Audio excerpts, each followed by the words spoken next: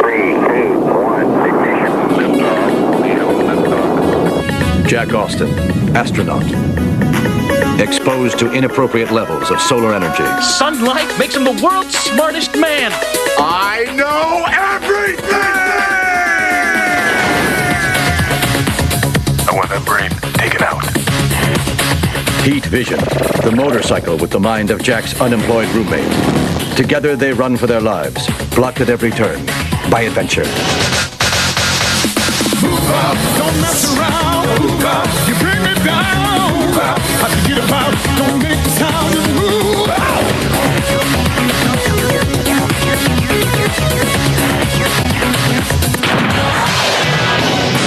Now let's just power for real.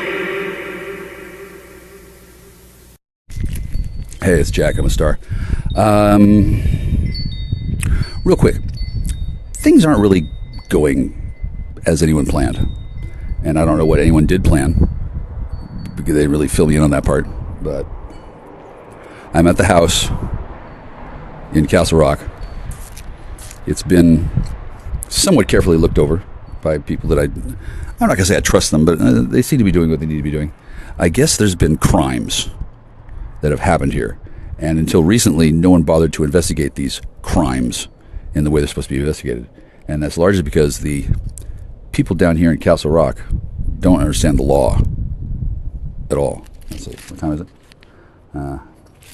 13:30. Yeah, Shane, after I call the police, you won't be allowed to park there. I'm giving you notice. I'm not sure what the actual legal thing on that is. I don't know how you do evictions down here besides lying, cheating, robbing, murder, rape, torture, all that shit. I don't know how you do things all the time, but I do know that I'm about 46 minutes away from calling the police, and in half an hour, I'm rescinding your parking privileges. Thanks. So it's not going well down here at the house, at the compound, I don't know how it's going at the compound. I'm at the haunted church, and there's I guess there's an ongoing dispute over fucking something. Nobody actually filled me in on that. I have people for that kind of thing. I'm not a lawyer. I don't presently have a lawyer on retainer. The public defender guy, he's not really defending me. He's defending the public, and that has worked out well in this instance since I'm innocent. I don't know what they fucking discover, but I guarantee you, if you're not innocent and you have a public defender, whatever kind of machinations and mess ups with the law that is done, it generally comes down in favor of the public. And if the defendant is defrauding the public, then it's not good for the defendant. Or maybe it is good, depending on whether they want to be found guilty of all kinds of fucking land fraud or not. This isn't usually the way things go. This isn't how things are usually done. I'm supposed to hire a lawyer to represent my interests, but in this case, in this very narrow circumstance, my circumstances are absolutely those of the public. Since I am public, I live here in America, the United States of America. I'm a citizen. Does it matter what color I am? It's not supposed to.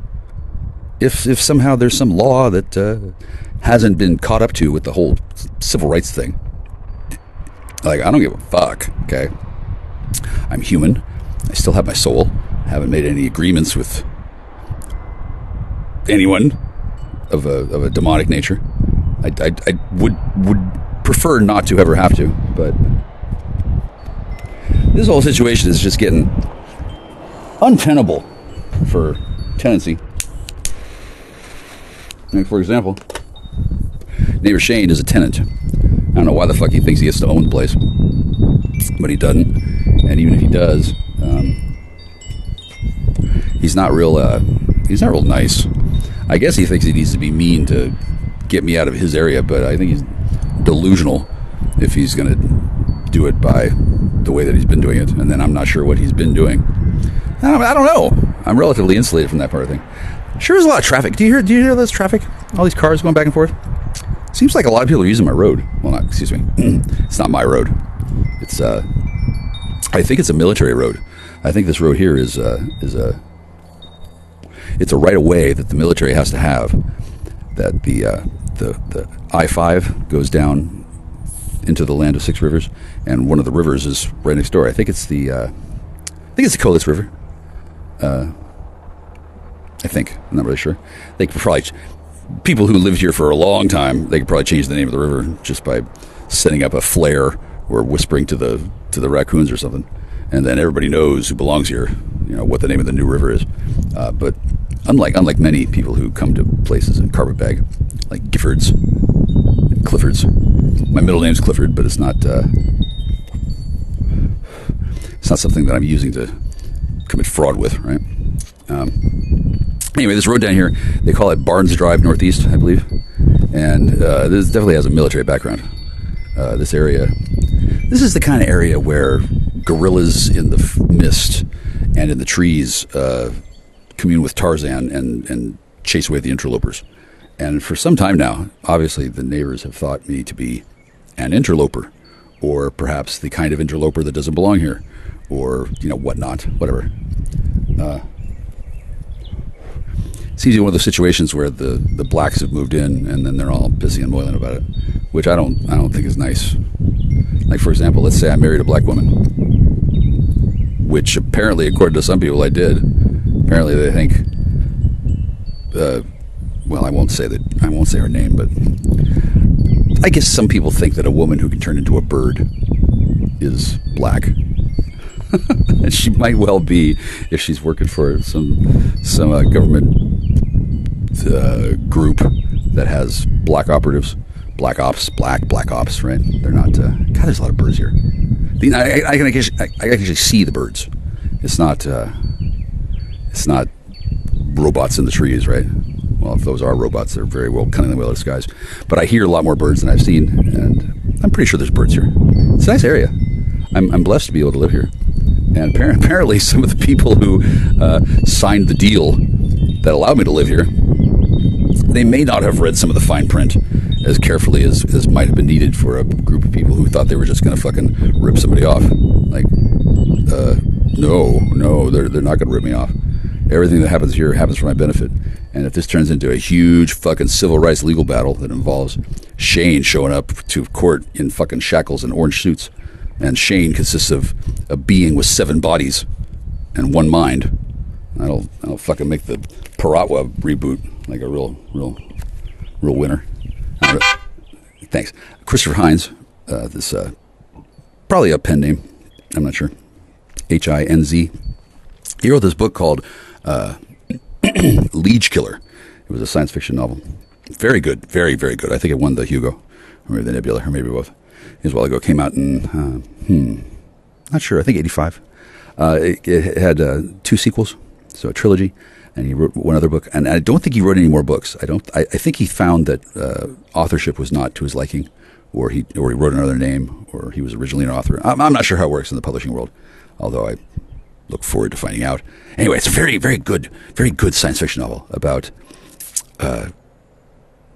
future Earth, where there's been genetic engineering and bioengineered plagues and all kinds of projects of a black nature. And one of them involved, they took, well, okay, I don't want to spoil it, but there's these assassins that are bred to kill, and they are 1 mind controlling 2 bodies. And they are impossible to sneak up on, for example. And they are used to sow chaos and violence throughout the world, much like today, right? And the story is about in the future, after these things have been developed, these people, after they thought they were all wiped out, suddenly there's another Paratwa. They call them Paratwas because it's a para-tway, and then, well, I call it a twin. I don't want to get too over into it, but it's a very good book, Liege Killer by Christopher Hines. I would recommend trying to find a copy and reading it if you can. It's probably taught at West Point or some shit. Like, it's probably something like all the highfalutin people already know about, and then the huddled masses like myself didn't get to find out about cool shit until later. I'm not really sure. I haven't checked into the current social fabric of the United States, but I know I live there, and after being given the opportunity to leave the planet, more on that later, I decided to stay here because, for one thing, I have a court case coming up. And if I were to leave the planet and come back, I think that would That would look weird. Kind of like why I'm not a Mason full on right now. I'm still level 0 Mason. And I've been looking forward to joining the fraternity in the future. And in the past, I looked forward to doing that. But with this ongoing legal dispute involving things and stuff, I thought it would look bad if I were to, in the middle of the proceedings, if I were to join and then suddenly I'm exonerated. That would look bad, right? People would wonder. And I would not want there to be a tinge of a besmirchment upon anybody's reputation unjustly. Many people don't like Masons. I don't blame you. A lot of them are dicks. A lot of them misuse their power once in a while, and that's not cool. Thankfully, I'm not one of them. And so, even though the last trip I went on, I just got back after a few days. I met. I'm going to say two. I'm going to say two people who talked to me and then encouraged me to be such a one. And I explained to them that, I have been thinking it over for a while.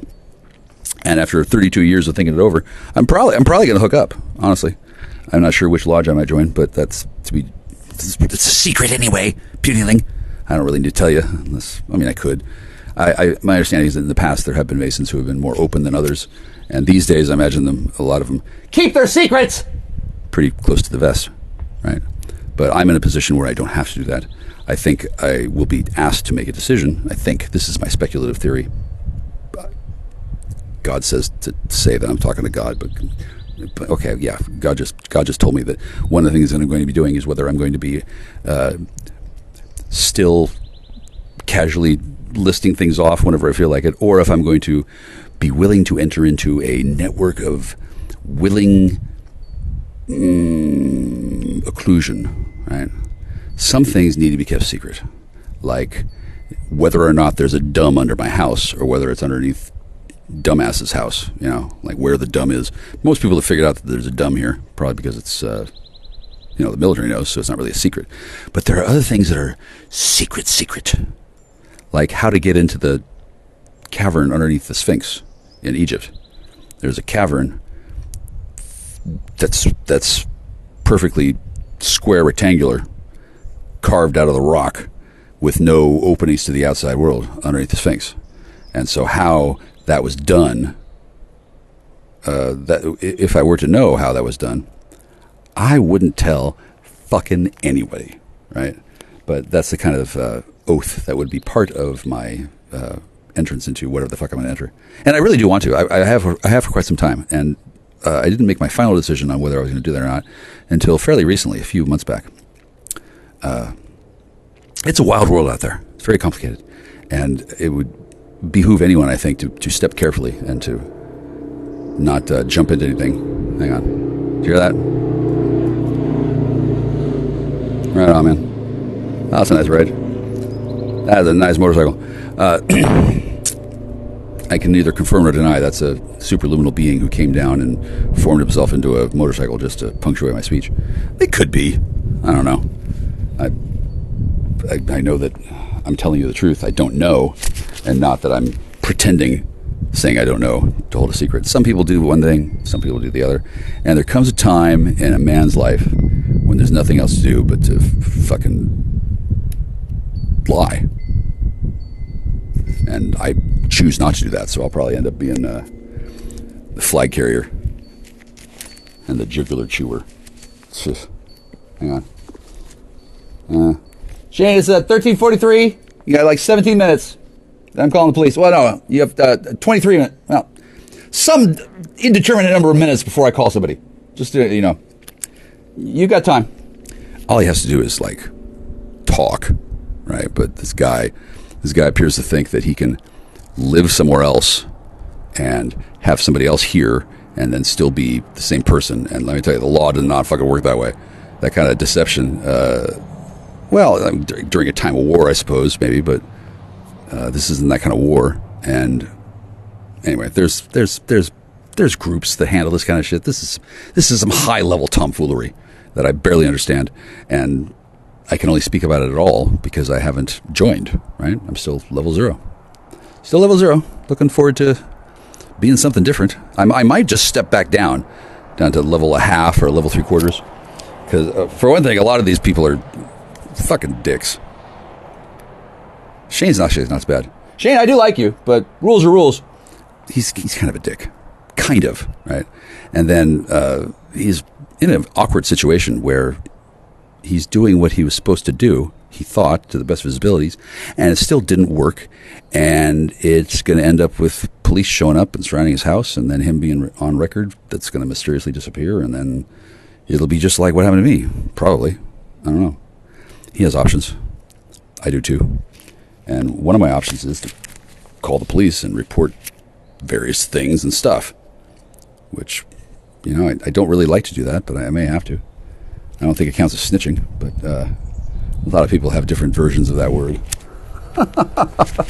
You know, a snitch in time will save lives. So that's probably why 32 years is the limit for somebody being on level 0. You can't just stay forever, infinity level 0. That'd be double jeopardy, wouldn't it? Peace.